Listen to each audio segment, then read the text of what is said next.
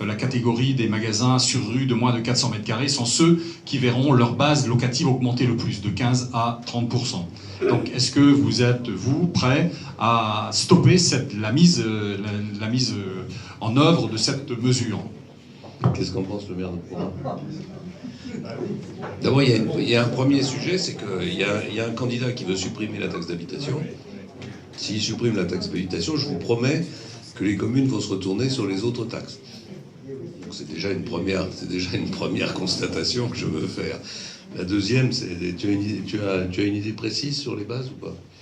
Écoute, nous on a mené une politique qui est la suivante, c'est-à-dire de ne pas toucher au taux jusque maintenant depuis 15 ans. Parallèlement à cela, ce qui nous a permis de ne pas toucher au taux, c'est aussi parce qu'on a une augmentation des bases. Il ne faut pas se raconter d'histoire. Maintenant, on sait que sur cette réforme des bases, jusque maintenant, on a toujours calé dessus. Moi, je suis attentif.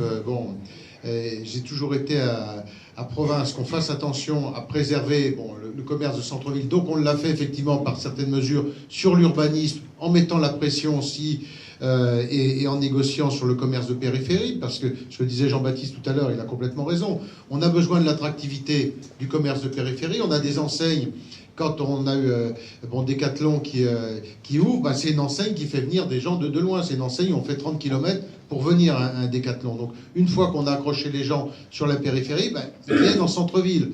Or, on a parfois d'autres enseignes qui, au contraire, font fuir et font une concurrence directe au centre-ville. Donc l'outil fiscal est un outil qui est intéressant pour maintenir effectivement le noyau dur sur le centre-ville. La révision, elle est aboutie. La révision, elle est prête. Voilà. La révision, elle est faite.